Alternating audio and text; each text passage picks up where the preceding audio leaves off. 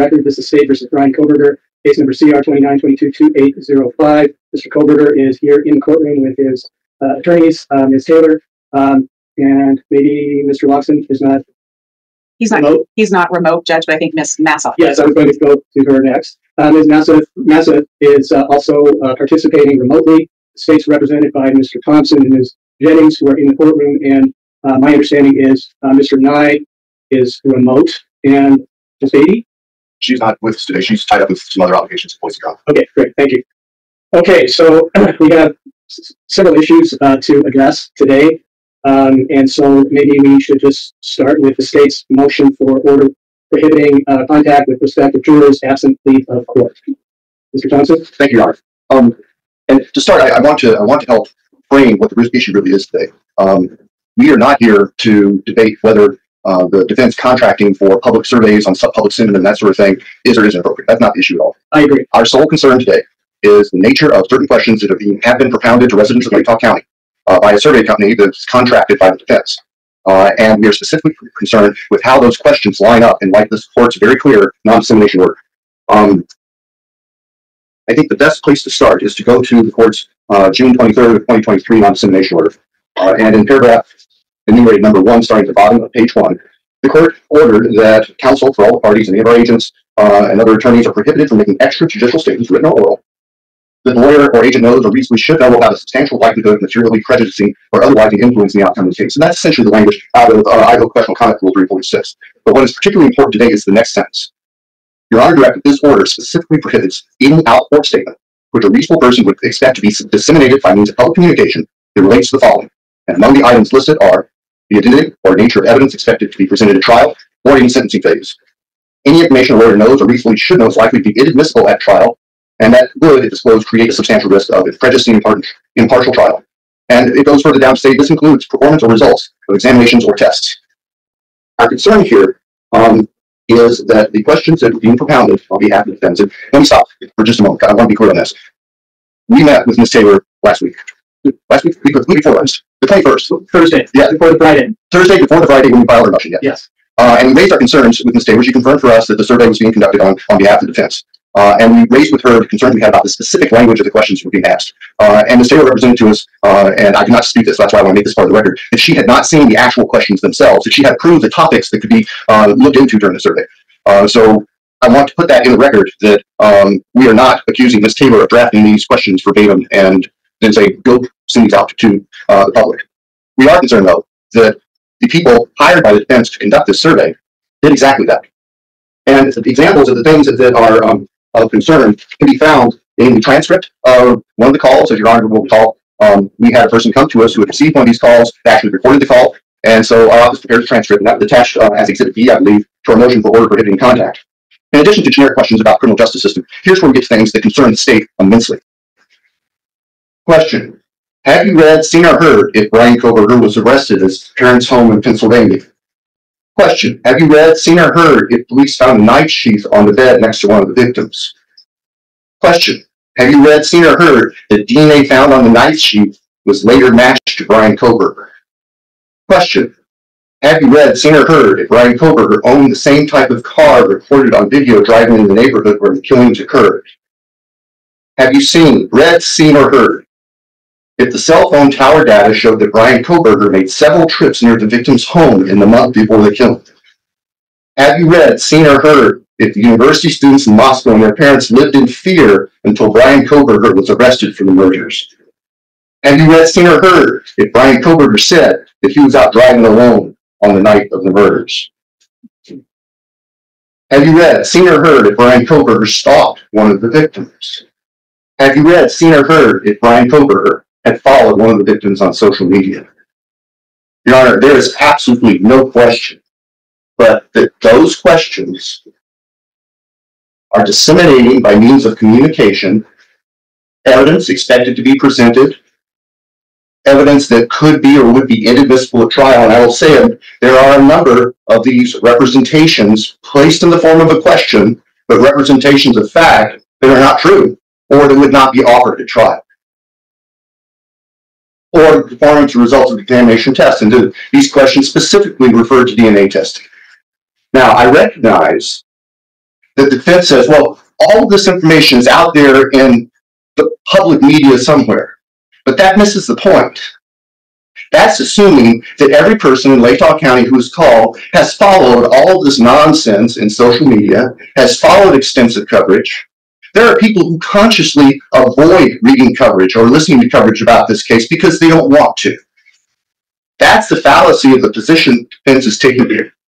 So what the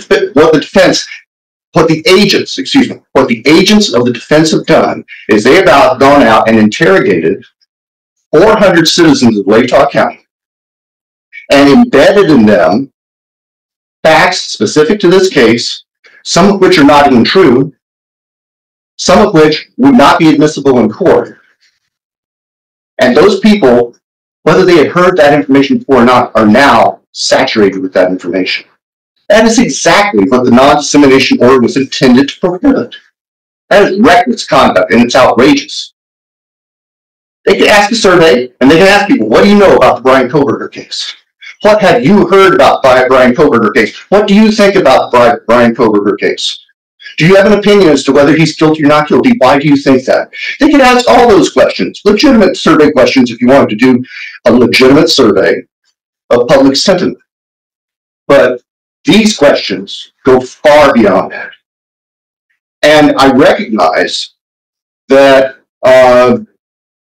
that it is represented that the survey question here in Latah County with those 400 residents has been completed, but they're already saying they want to take these questions out to other possible veneers.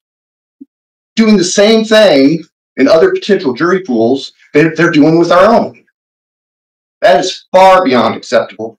These are questions that, quite frankly, might not be able to ask in voir dire, much less into an uncontrolled, unsupervised environment without any bounds, and just recklessly feeding this information, which is sensitive.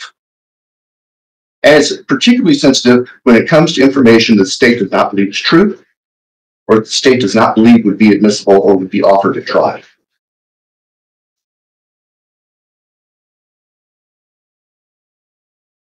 On the issue of whether information already publicly available isn't included in Your Honor's order, which clearly is because it doesn't say otherwise, we know that there is no exception in the court's order saying if the information is already publicly known, it's okay to disseminate it again. And indeed, that would be reckless for the very reasons that I just articulated, Judge. We would then be feeding information that is potentially prejudicial or that could affect the open-mindedness of prospective jurors to people who may not have heard it before. That's completely reckless. And so, Your Honor, based on that, we think this needs to come to a stop. We think if the defense wants to continue doing survey work, which they are welcome to do, given what we've seen here, that the questions need to be approved by the court before they go out. And the questions certainly should not include the types of questions, fact-specific questions, that have been delivered to 400 citizens of Latah County. That's where we're standing right now, Judge. Thank you. Thank you. So then how can you compare unless you use the same questions? That's the problem. I mean, the damage has been done. Well, that's one argument to make, but we don't want to perpetuate the damage that was done. And if they want to do a comparison, then they could have another survey in Latah County and do a responsible survey questionnaire instead of one tainting this people. And frankly, they should ensure that they don't go to the same phone numbers that they preloaded with this other factual information when they make their legitimate survey inquiries. The defense's people brought this on themselves. It's not the state's fault. Nobody had control over this other than the folks working for the defense. They made their bed. They had to live with it. I mean, frankly, if we were in the commercial context, we would say, not only will you do this over and do it correctly, but we will not pay you for the work you did that was so outrageously wrong. That's not the context right here. I don't care about that. What I care about is making sure that more people aren't tainted.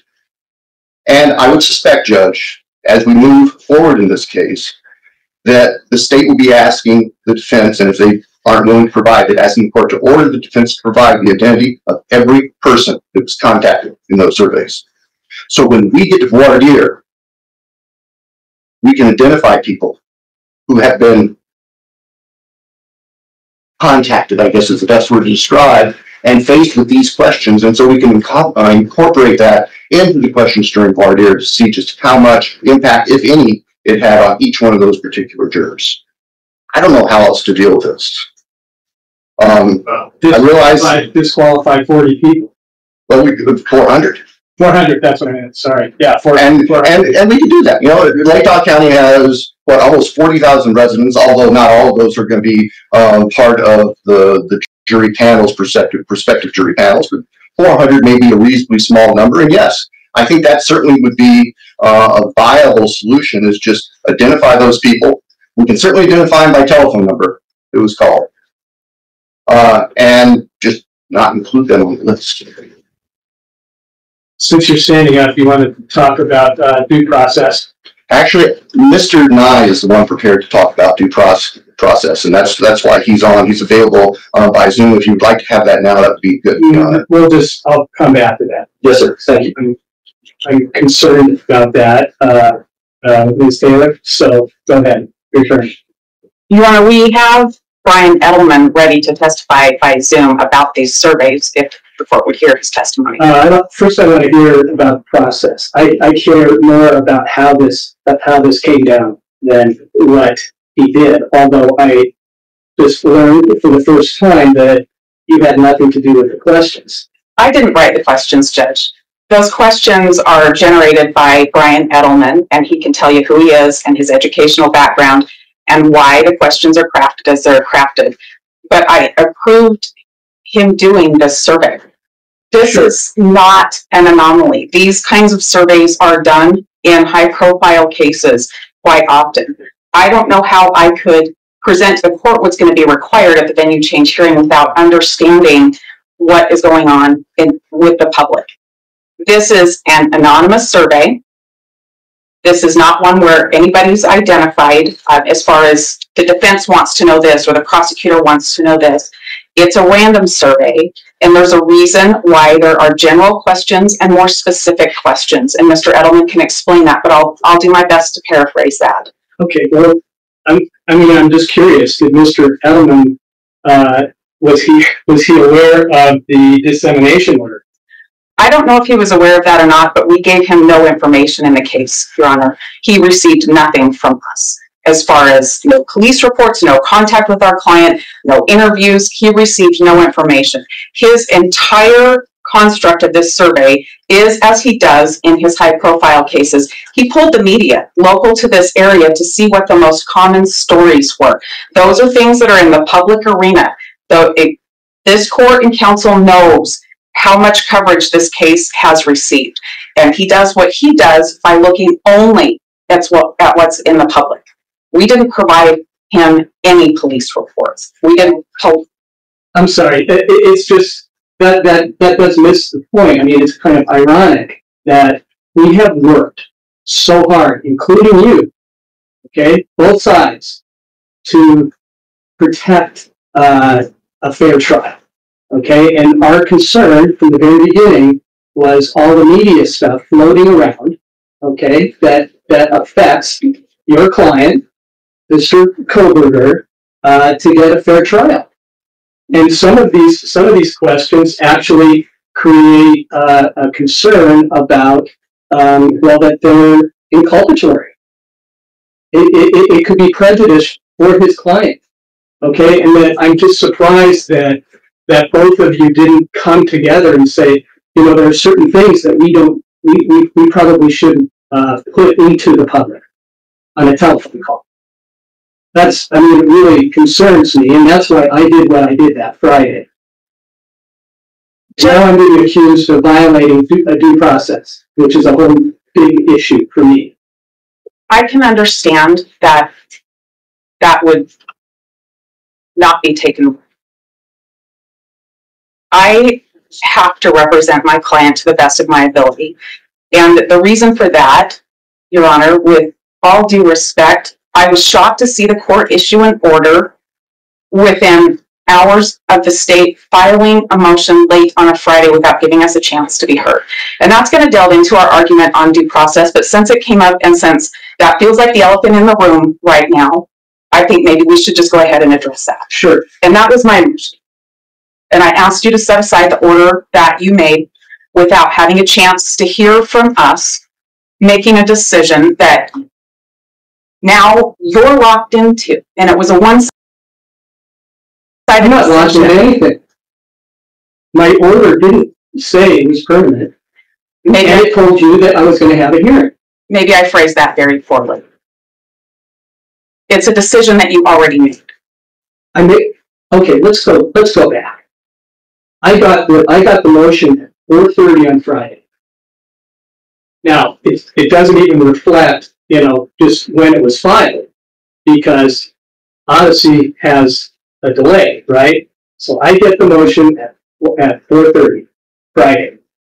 I get a response from you at 4:45 Friday, right?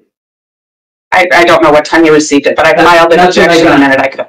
Because then you know that about 5 o'clock, that's when I issued that. So I had a half an hour.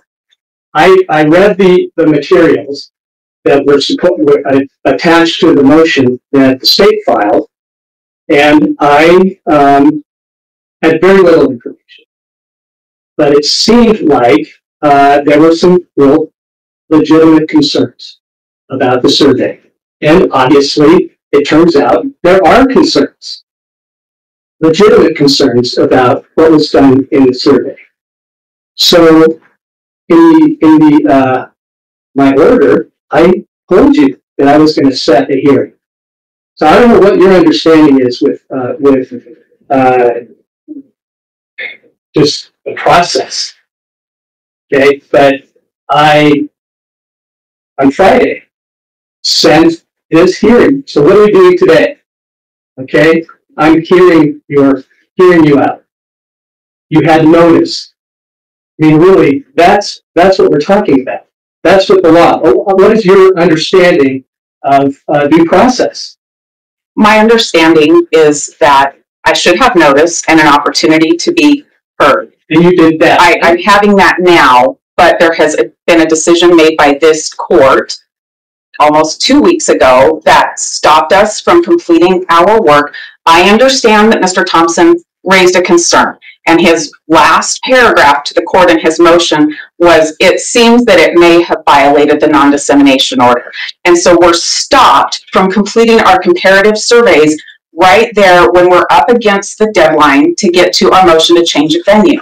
I'm looking at it stops me from doing the work and meeting the deadlines to argue for Bryan to be in a place where he can have a fair trial. I think the court should not have issued an order stopping us, but set a hearing, shorten time, set it for Monday morning. If the court wanted to set a hearing for that Monday morning, we wouldn't have lost 2 weeks worth of work if the court chooses to let us complete the work. But that could have been more damage. I mean, this less than 2 weeks really has very, very little impact, okay, on your work. It does have an impact, Your Honor. You have a trial set. Come on. We have our motion to change venue. We don't have trial. You're right. We don't have trial. My understanding was that we were going to hear the venue change and the court was going to make a decision and then set trial so that we didn't send out a bunch of subpoenas and reserve this courtroom unless we're going to stay here. That was my understanding. My problem, what sets me back, is getting my work complete to get my briefing to the state in the time and the deadline that I was already given and meeting that hearing date that's set for venue change. And from there, everything else flows. When are we going to set trial? Well, we wouldn't even be here, okay, if there was some communication between you and the state about the survey. There are things I can communicate with the state about, and there are things that I cannot communicate with the state about. How I'm preparing my case is not one of those things. It's just not one of those things. I go and see Bill and Ashley. I go to their office every week. Oftentimes we talk. We email each other. We talk to each other. But I don't need their permission every step of the way to prepare my case. Doing these surveys is not an anomaly. This is something that's done in these high-profile cases. Well, apparently, Mr. Alden did not even see the non-dissemination order, and you apparently did not. give that to him. So this is a very not a usual case, number one. And you know that we've been working very, very hard to keep the sort of noise out of the case. And now it's been injected, at least to these 400 people, without a permission of the court, without discussion with the state. I mean, that's troubles me.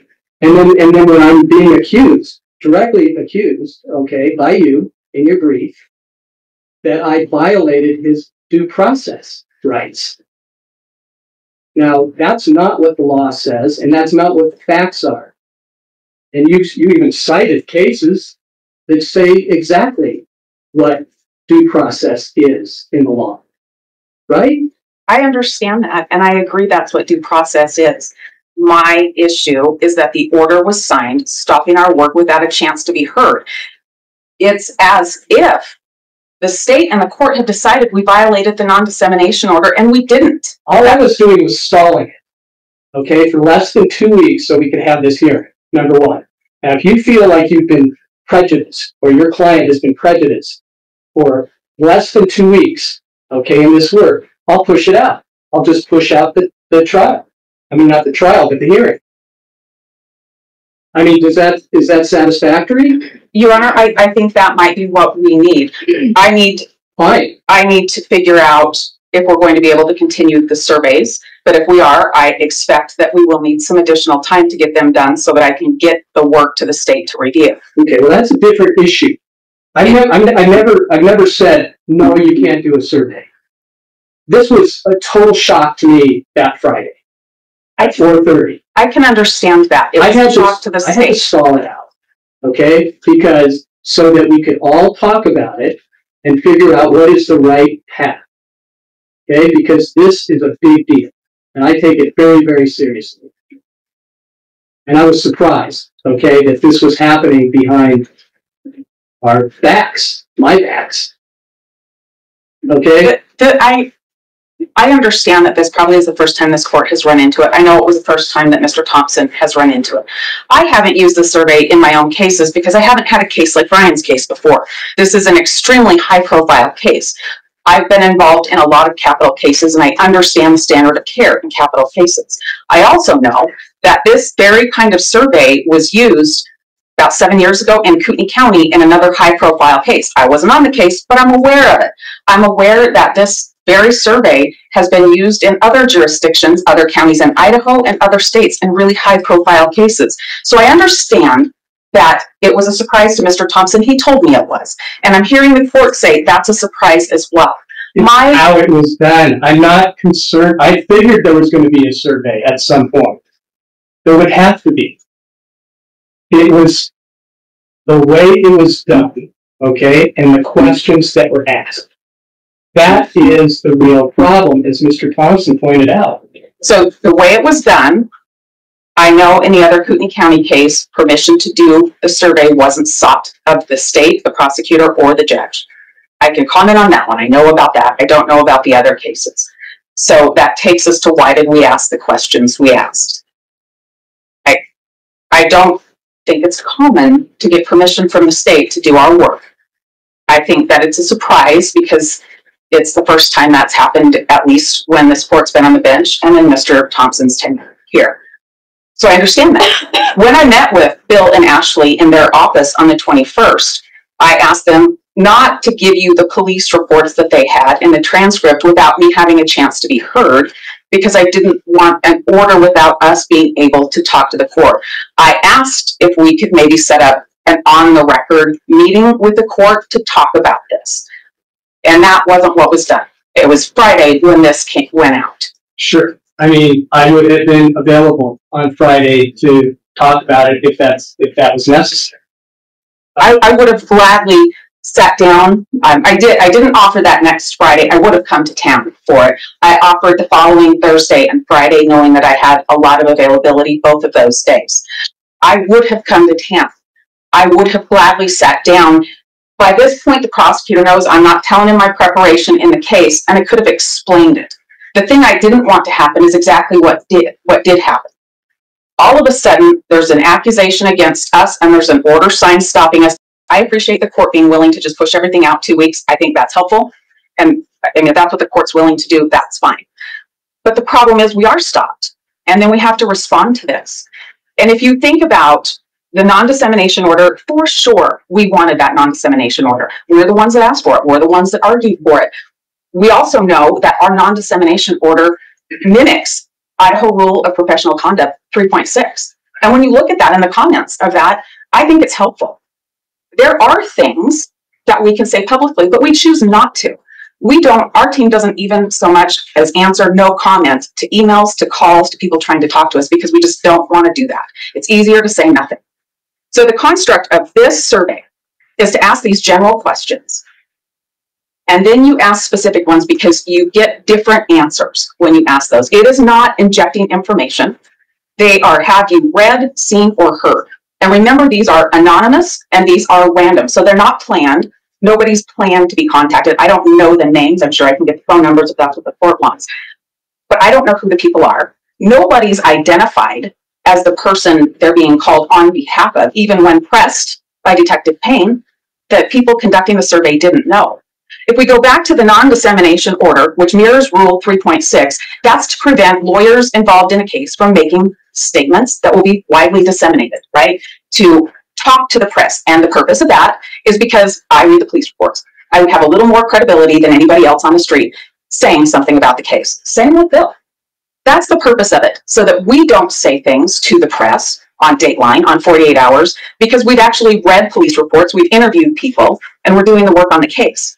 So when you have an anonymous survey that doesn't identify, the person conducting the survey didn't know who was behind it as far as which party to the case. They can't answer that. So all of a sudden, their questioning about what you've seen in the media doesn't come from a particular party in the case. And the purpose of it is to ferret out what if people have exposure to the case.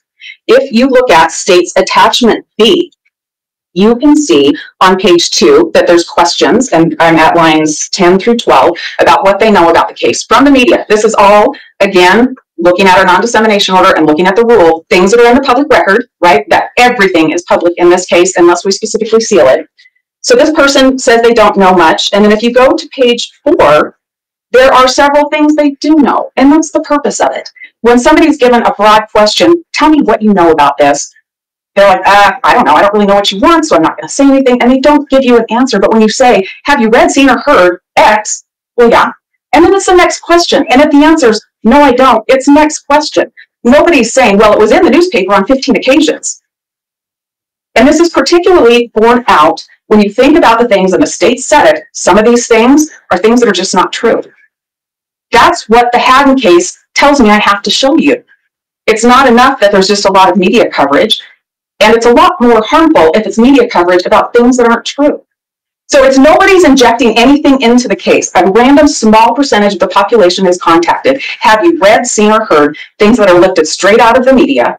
And if the answer is yes, you move on. If the answer is no, you move on.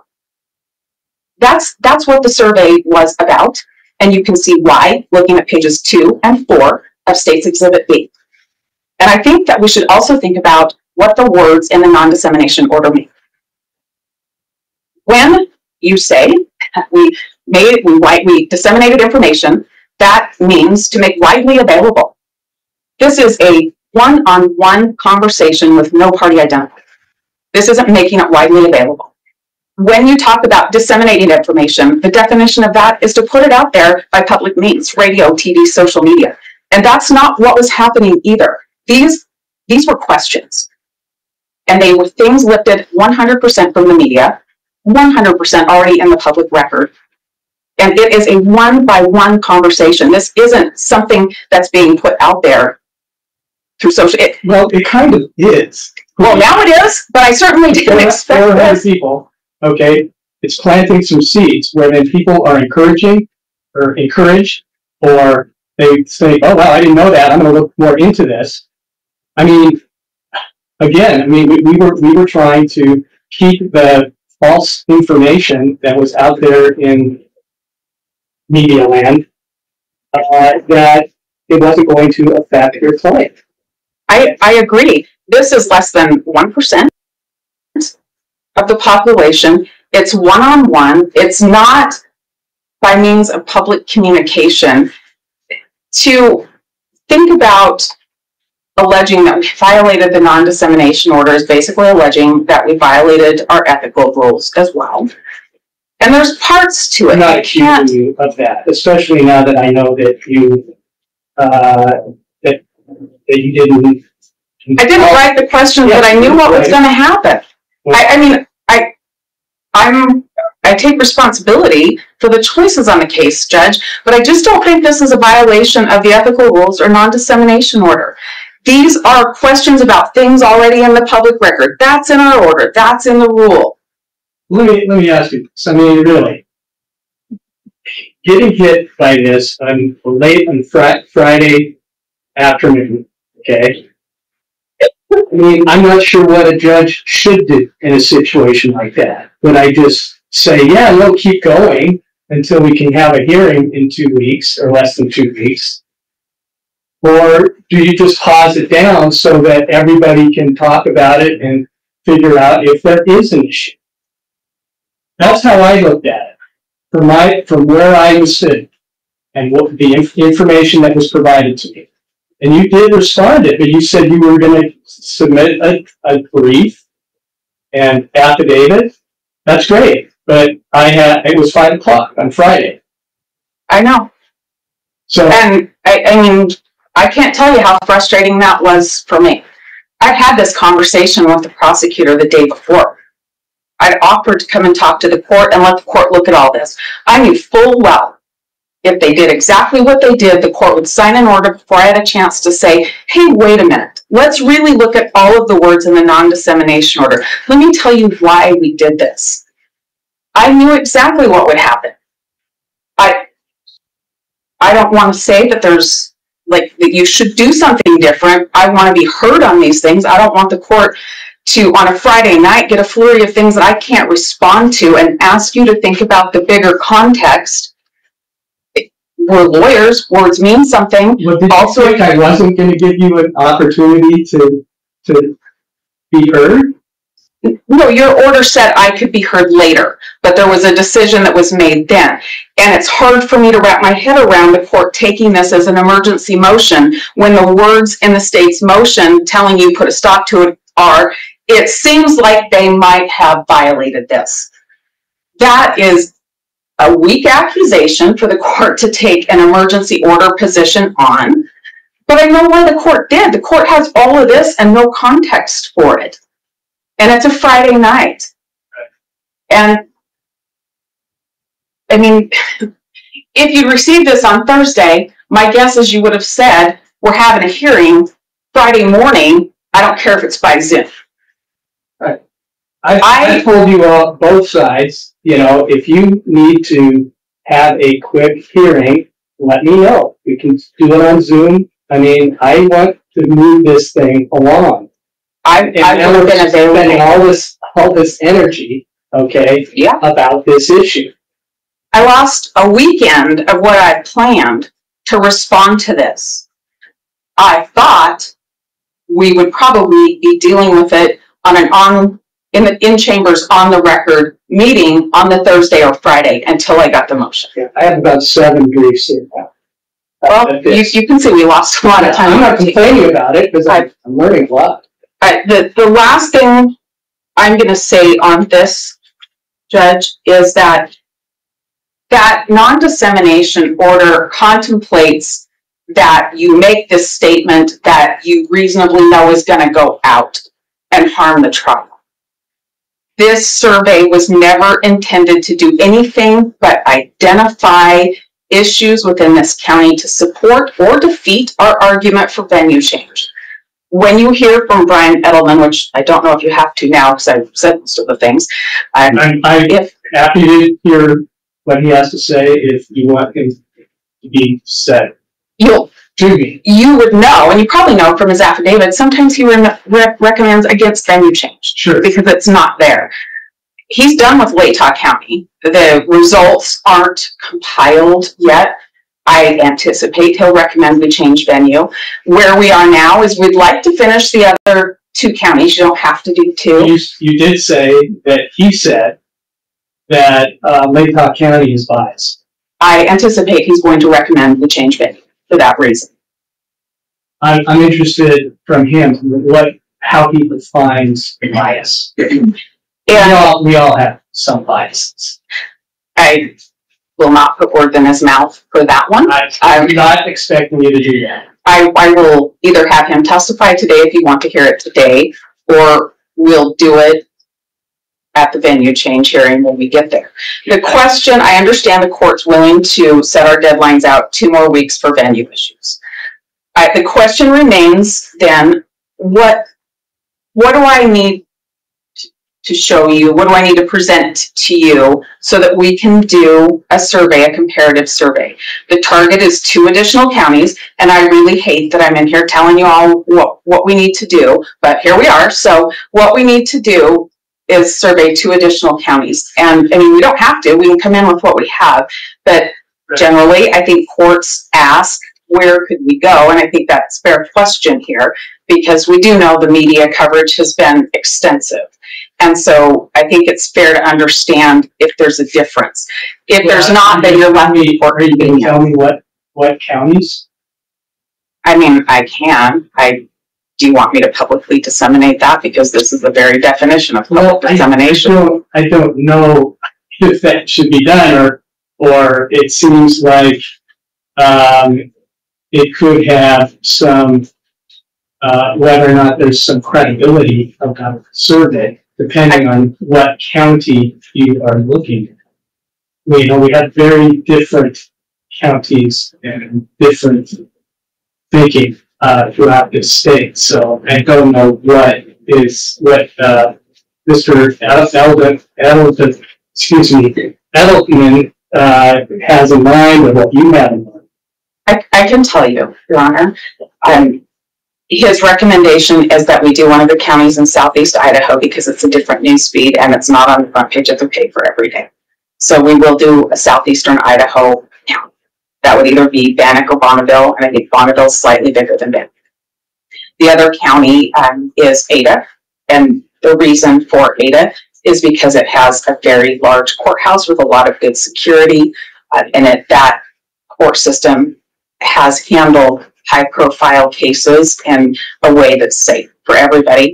The population's very large there, so even if we had to draw off a lot of jurors, would have the population there to do it. Additionally, Ada County makes sense when you look at the Rule 21B, the convenience because of the airport and the number of out-of-town people that will be coming in, and the ability to have hotels and restaurants where there would be people wouldn't be running to other people necessarily.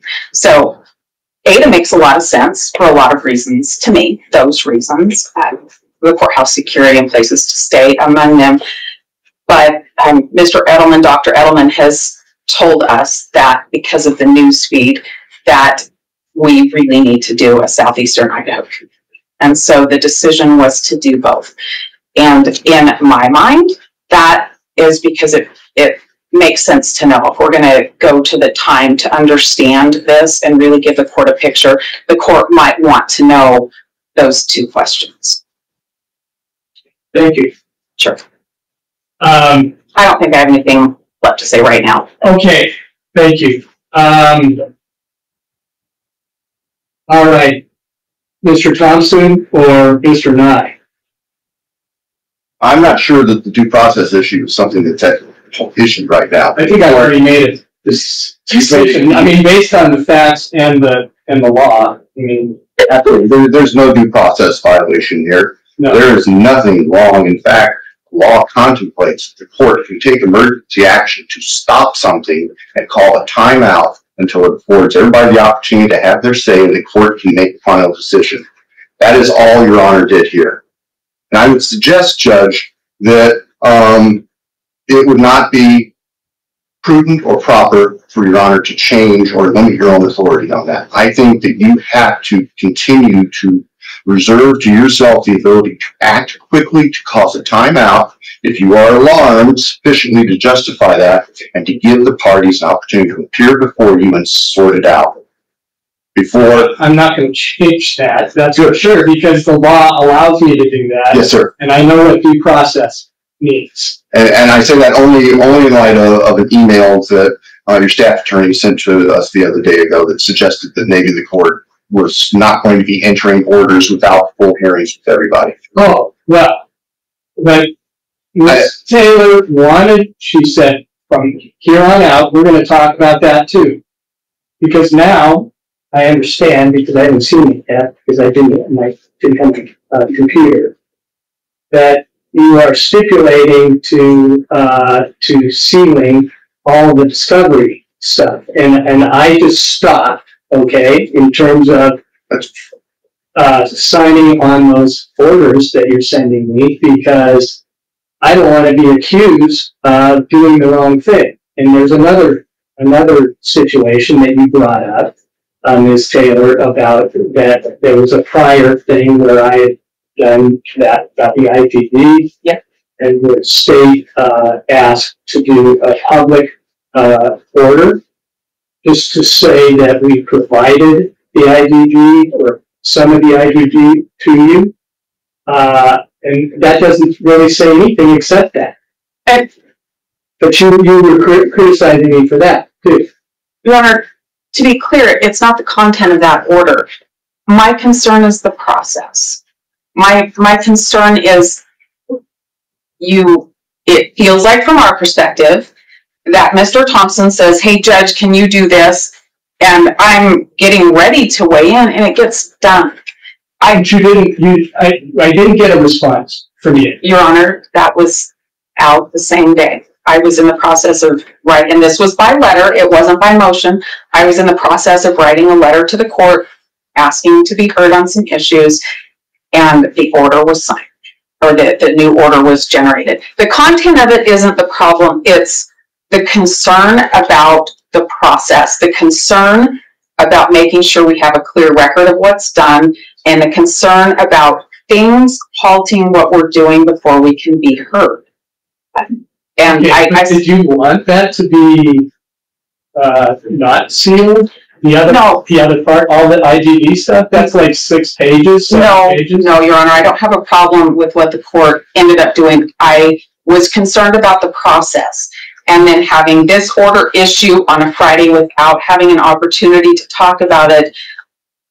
My alarm bells go off, and I think this can't happen. I probably have the court's attention squarely on me in this issue, which I anticipated, but what I didn't want to have is I don't want to have the prosecutor writing the court letters and the court doing something and me running around trying to catch up.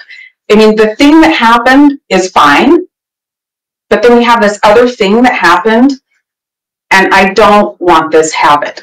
I understand. I'm sorry? The survey. That's what. Yeah, the order to stop. Yeah. So it's that there are 2 things that have happened without me being able to even weigh in that's done when the prosecutor asks you to do something. And I don't like that. I want to have opportunities to be heard. I certainly understand the court's emergency power, but if this was an emergency, the state knew from March 8th about these surveys. The state sat down and talked to me, and I offered to see you with the state.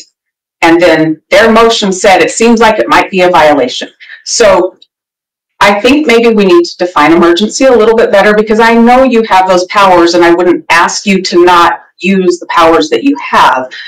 I think the problem here is the way this gets presented when there were a lot of different roads, and it cuts us off. And that's what I don't want to have happen. Okay, I want to solve this problem if it's possible. One of the things, I mean, because you have filed motions where you didn't ask for a hearing. There's still couple hanging out there, okay? And so I don't know if I'm waiting, okay, if you're asking for a hearing or not, or if because historically you guys have work really well together. Okay? Stipulations, but then I don't get a stipulation. I don't get a request for a hearing. So what am I supposed to do then? So what I'm starting to wonder about is maybe we should just have a hearing, okay, at least once a week. I mean, a month. Maybe once a week. I'm here every week. Maybe You can do it. okay. You can do it. Like a Thursday afternoon. Okay. That's the day I'm here. And then, oh, okay, so, and then we can kind of clean out a lot of these things that are sealed or, you know, arguments about this or that. I don't particularly want to do that, but you and the court, okay, both of you, I say you, both sides, that you work really hard, okay, to protect the goal of a fair trial. And all of a sudden I feel like it's cracking a little bit with the work together, okay, because if we have to have hearings on every single thing, we got a long ways to go. And it's a lot of time, it's a lot of work, it's a lot of money, and it just makes everything more difficult.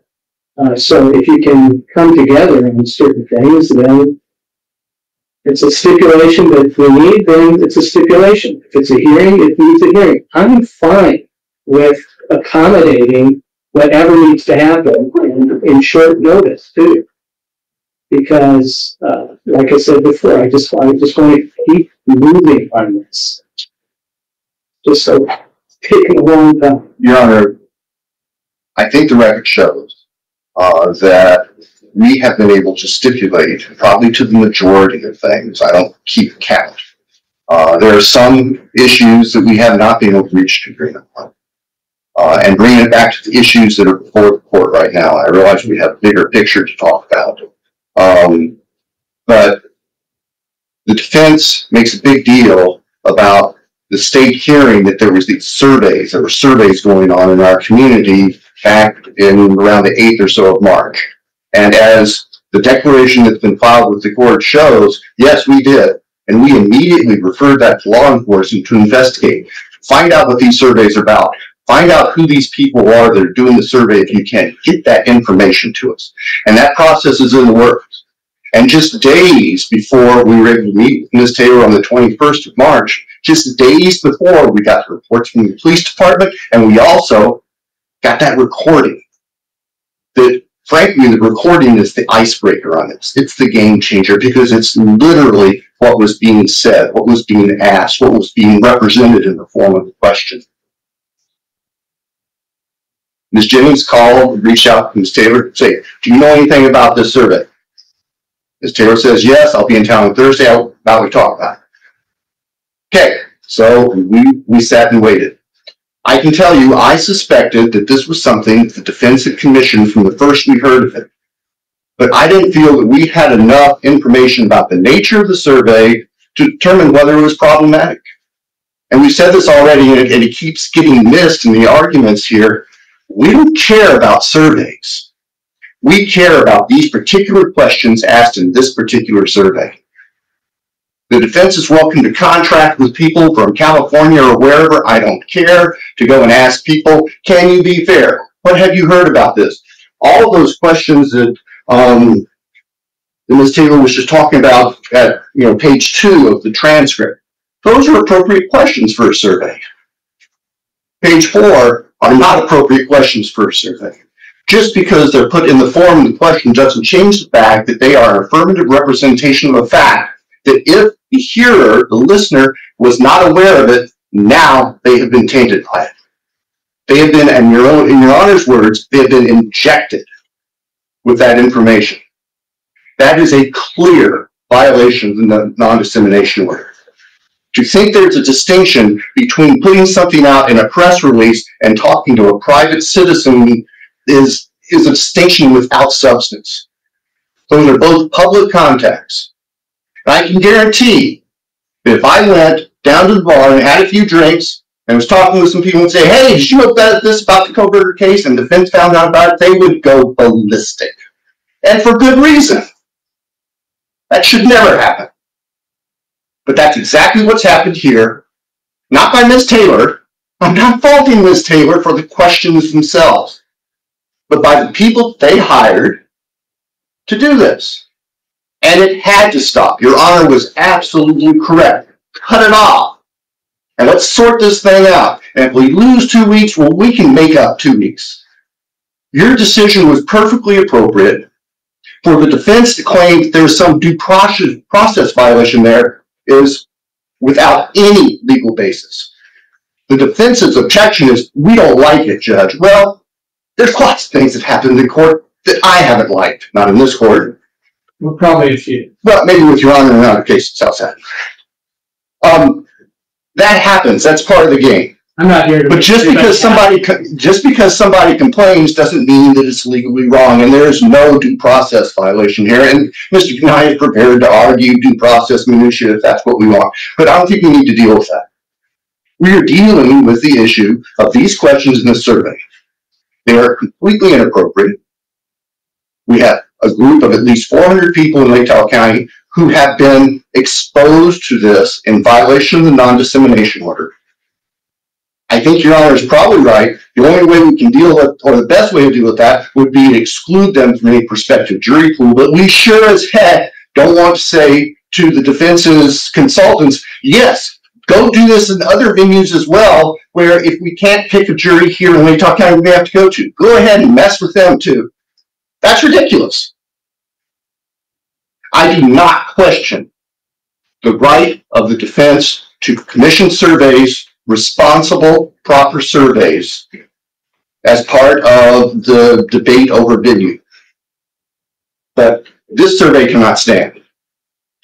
If they're going to do that, they need to start from scratch if they want to compare it to Lake Tahoe County.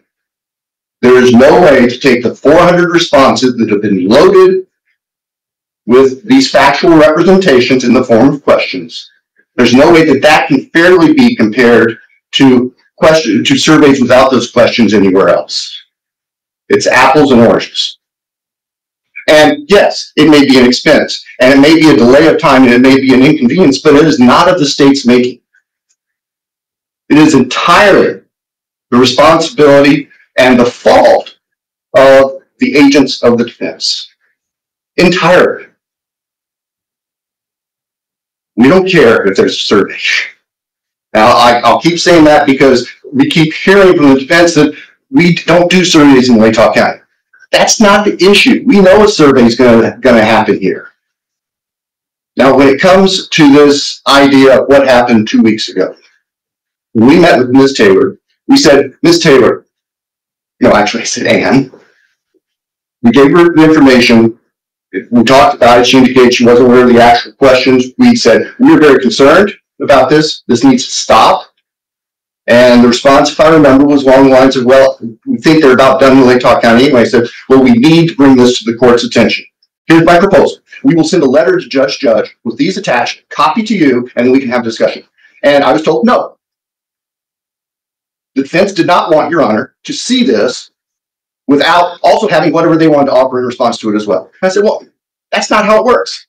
I mean, we'll file a motion. Normal law practice. I've been practicing for 43 years. I lose count now. You know, if you can't resolve something, you file a motion with the court. If there are things you want to base your motion on, you attach them to the motion, and we proceed from there. And so that's where we left it. Ms. Taylor did say, well, I could be available the following Friday, Thursday or Friday, to talk with Judge. And to my mind, well, that's too little too late. As far as we know, these surveys are going on again right now. Wrapping up or starting somewhere else, whatever. It needed to be addressed quickly, not wait a week to have a conversation and then go into a conversation where you're left cold. We walk in the door and we aren't able to provide you the basis for our concerns. So you are completely helpless with information. That's not how it works. That's not how informed decisions are made. So we prepared a motion. We made the attachments. We filed it mid-afternoon, early mid-afternoon, not late in the day, as it's characterized here. And I appreciate that Your Honor didn't see it till later in the day. Right. But that wasn't the intent. The intent was to get it filed as quickly as we could. There was no scheme to do some, 5 minutes to 5 o'clock filing and take some advantage. That's not the way we do business. That's not the way I do business. And frankly, it's a little offensive to have that suggestion made, but I'm going to move beyond that.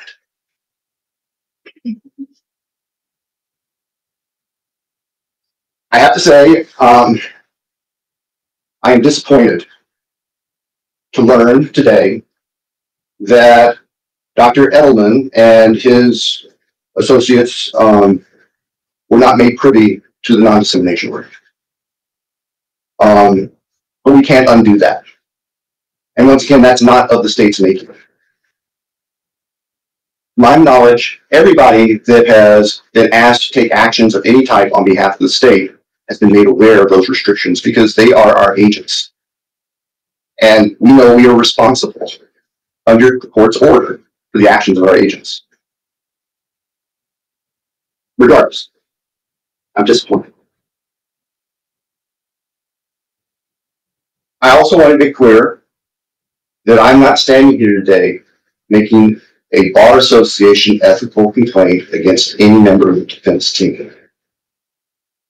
Yes, language in the non-dissemination order contains language that parrots the Idaho Rules of Professional Conduct, but the laundry list of things that the court lists, I think, are much more specific. And that's what we're concerned about. And if I'm wrong and those are in the comments, well, then maybe there's a violation of that rule, but that's not my interest.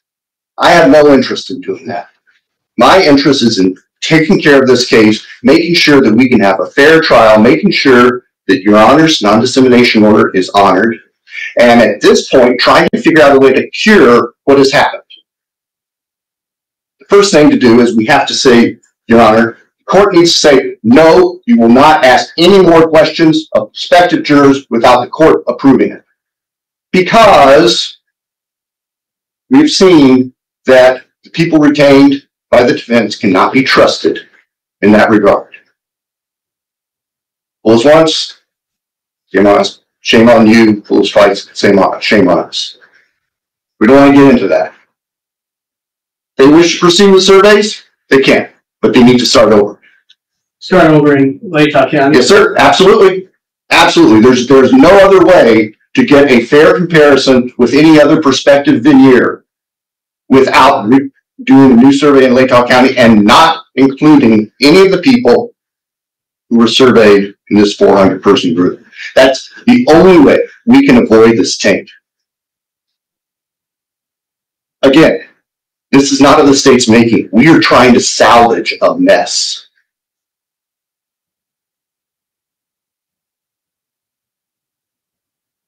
As Your Honor noted, there's no difference between talking, and I said just a little bit of talking one-on-one and issuing a press release or standing down in Friendship Square with a bullhorn.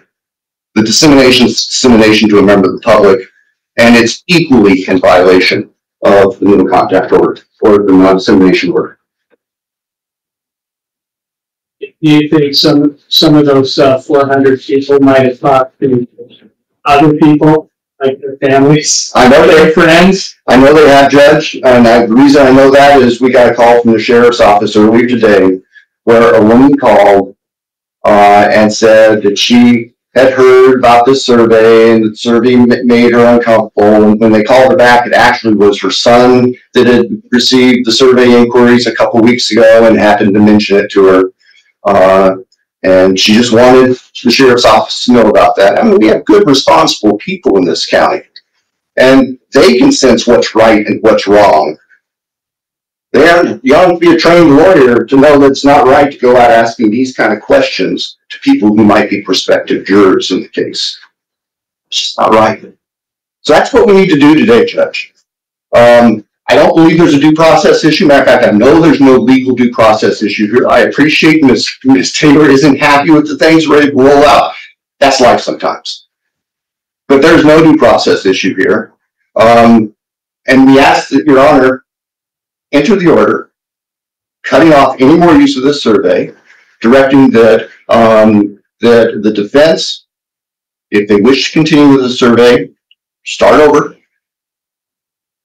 and submit questions to the court to make sure that we aren't getting ourselves back into a similar situation, baiting people who may have no knowledge of this case with detailed information, and detailed information, some of which is completely false. And not only completely false, but it's false in a sense that makes Mr. Kohberger look bad. It is creating bias against Mr. Kohberger based on false or inadmissible evidence. That's outrageous. How can we possibly preserve a jury pool when that's going on? We can't. It has to stop. Thanks, Judge. Thank you, Mr. Thompson. Okay, Ms. Taylor. So, not liking the result of a hearing or not liking an order from the court is one thing. That happens all the time. I think courts probably have people on both sides of the aisle that don't like whatever decision they make most of the time. And that's just the way it goes. What I complained about was not being able to have a voice before a decision was made. I think that's an important distinction. I'm not saying don't make a decision I don't like or I'll file a motion against you. I'm not saying that at all. I imagine over the course of this case, there will be decisions I like and decisions I don't. It's the way it's been in the past. This was solely about being shut out of the process before a decision was made. I understand the order said I could have my day. Here's my day. So that I want to make it clear. It's that motion didn't come because I didn't like the result. I didn't like the process. That was it. That was my issue with the process. And I wanted to be heard about that. I do not think that these survey questions that related to what have you heard in the media injected information to people. I understand that this is a close community, and I understand that people will call officers with concerns and the prosecutor with concerns, and that's kind of the thing that I'm worried about is the close-knit nature of it. That's a good thing unless you are an outsider having a trial, and then it's not a good thing, and that is kind of a problem that we have with that. Well, I can tell you from my own experience, people I see that there's plenty of people here who really don't like law enforcement that much. So I think it's always a mistake to stereotype people or communities. Fair enough, Judge. Usually I don't find that people that have issues with law enforcement make their way to my juries, but that's probably something we'll talk about a different day. Sure. As far as where we go from here, the moment of getting our work done and not having it out in public is over, so I suppose the court can weigh in on what we should do. I wouldn't be quick to say that we couldn't use the surveys that were done. I would, if that's the route the court is going to go to have us do other surveys, I mean, that's what we'll do if the court asks us to do that, but I'd ask the court to remember that it's quite common for the general questions to draw a no, and then you ask other questions because then people are like, well, yeah, I did know that. And that's how you get to the heart of the real information. So I think there's got to be some give and take in there. I'll say two more things and then I'll be done. Our office did send Dr. Edelman a copy of the non-dissemination order. I didn't know he didn't receive it, but he didn't receive it. He definitely knows about it now. I would have caught that, but we didn't send him anything. Our process is to make sure that we have the signed order back from anybody that we're going to communicate with about the case. This solely had to do with him looking at what are the media stories, what are the big topics, so I can determine how saturated the community is and bias it. So that's why I didn't catch it. I'll take responsibility for that. But just to maybe allay some of Mr. Thompson's disappointment, it was sent. I don't know what happened, but he didn't receive it. He surely was. My other thing is if the court wants to change the survey, I would like an opportunity to speak with Dr. Edelman about the possibility of preserving what we've done versus just starting all over before, I guess, any more surveys went out if they're going to be changed. If the court will let us keep going with the way we're going, then we could make the comparisons from county to county. But if that's not what the court's going to do, I would like to see if there's a way to preserve what's been done by not looking at the questions that the court wouldn't want us to ask of other jurors. And I don't know if that works, so I need to talk to Dr. Edelman. Yeah, that's what I'm kind of interested in, trying to figure out when we have to start all over, how to approach this. And I mean, one of the things that I'm concerned about is how much this costs taxpayers' money. And I have no idea. I'm not part of the money part of this, but you know, if there's a way to kind of salvage something, I'm not happy about these specific questions, especially ones that are false. Then people hear that, and they just get even worse sort of impression. Okay, because of COVID. There are also cases that are questions that are very specific that are going to be major issues in the trial. And so I'm really worried about that, particularly, again, I think this really is kind of ironic that, you know, this, with the time, the passage of time has kind of calmed down a little bit in terms of the media, and very heavy initially. I have to say that to be here today, but the streaming has probably helped a little bit. So it kind of slowed things down intentionally, but I think people kind of move on a little bit, and then all of a sudden they get a phone call from a stranger talking about particular issues in Kohberger case, and so it kind of fires it up in me. That's one of my worries. Also, just the fact that you can say 400 people, but 400 people in town spreads really thin. So it is dissemination. And I'm no expert about it. I don't know if I think you probably should. Mr. Edelman is going to hear this whole hearing, so maybe a discussion with him, maybe even a discussion with each other. I mean, everything's kind of out in the open. Sure. I'm very grateful. I'm very grateful for that, because I like to know to some degree what's happening in this case. And let's just deal with it really quickly, though. I don't know, maybe we can next week. Judge, I plan to be in town on the 11th. If the court wants a hearing, I can make myself available really any day next week. I already have plans for the 11th, but I can be available any other day the court wants. So I'm going to be sitting with the Supreme Court in Moscow County. So could you maybe have a hearing, short hearing of some kind, maybe on April 10th? Or Is that a Wednesday? Yeah, that's a Wednesday. I will if that's the only time the court has. Wednesdays, I have different things, but I can cancel them if that's the only time. If the court wants me to come back Monday, I can.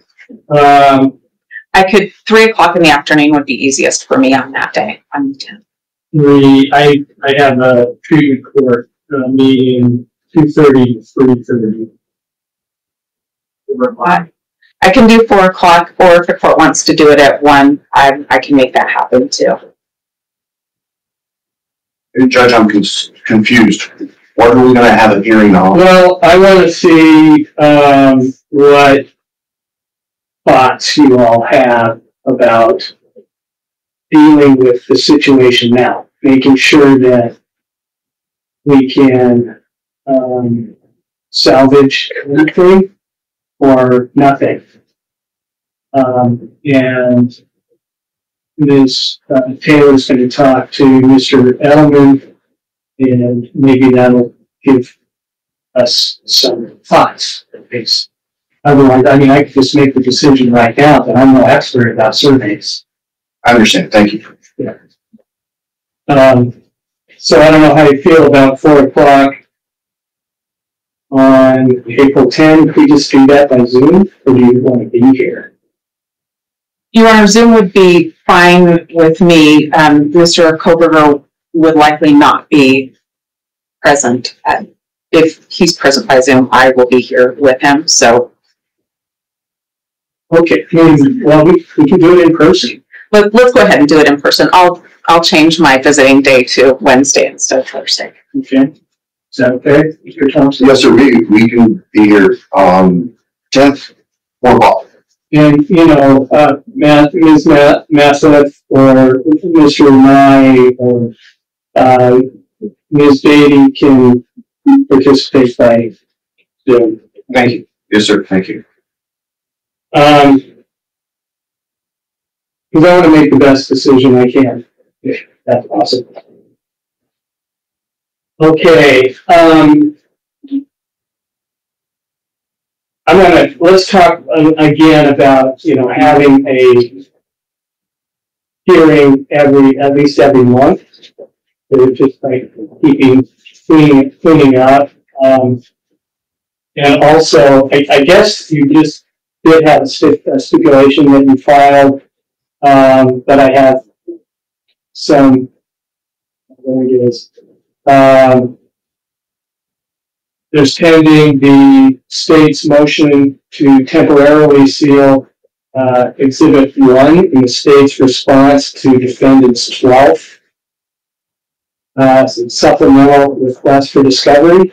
Is that that would be covered by the stipulation that we filed today. Yeah. Okay. The goal with that, Your Honor, is we often want to file those attachments to discovery under seal, and those contain things that shouldn't be made public. We both agreed to it, and originally we were getting stipulations, and then I think we've done it so much we just started doing orders. So the purpose of that is for us to just send along those and with an order for under seal, knowing that I'm always going to stipulate to attachments to discovery responses to be under seal, and the same with them. I mean, we know what we're each asking. So. Okay, and I worry about the clerks too. Okay, so if you could just have a stipulation that says, with regard to discovery responses, you can go ahead and see.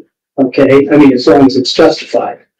And that's the intent of what we submitted today, Your Honor, is that attachments to discovery requests and discovery responses, not the cover document itself, but the attachments that have the details, would just automatically be sealed when we're stipulating to that. So that would be routine. Okay, great. So you backed off a little bit there, Taylor, Ms. Taylor, in that particular, you want everything, hearing, or, you know, everything needs to be stipulated. That is a stipulation, Judge. Well, it is. Okay. We also, Judge, I believe we have some other things on the motion to augment the record. Yes. We've been gathering more information on that, and it's my fault that I dropped the ball last month and didn't get a second batch of information compiled to Ms. Taylor. She got that today. We are contemplating that we will be able to present the court with a stipulation on that issue as well, with certain emails and communications attached to it, and then also have an ongoing stipulation about off-the-record communications, email or letter communications involving the court. Excellent. So we're making progress. We're working together on as much as we can. There was also a defendant's motion requesting additional deadlines that was filed on March 6th. We didn't ask for here. Your Honor, I haven't asked for a hearing. I know the state filed an objection to that, and we don't have a hearing on that yet. my thought would be that after we submit everything on our motion for venue change, when the court's ready to make a decision on that, I think that's when we'd probably call for a hearing on our motion, and probably the state would want to be heard at the same time on their objection. Okay. So that can just, hang out there for a while. I think so. Okay. Then we got state's motion to unseal, state's motion for order of prohibiting contact with the prospective jurors absent leave of. Which relates to what we've been talking about today, Judge. Yes, I know. We had filed our original motion under seal. The initial response from the defense was under seal that said we object, and then the defense's memorandum with the attached affidavit was not filed under seal. So our position was that in fairness to the public record, that our motion should be unsealed and just keep the attachment sealed to protect the identity of the people who were interviewed by law enforcement or contacted law enforcement about being subject to the survey. Any objection, Ms. Taylor? In large part, no. There is a sentence in there where the state talks about evidence they plan to present, and that would seem like something they may want redacted before it became in the public record. Our response didn't have anything like that. I can show Mr. Thompson later, so in case he wants to prepare a redacted one for the court. You know what she's talking about? I don't, but we can talk about it, Judge, and Ms. Taylor can just show us or send us what the language is. I'm sure we can work it out. Okay. And so, and I guess this we are already covered by the stipulation. Defendant's motion to file exhibit and attach to defendant's 14 supplemental requests for discovery. That would be covered by today's stipulation. Okay.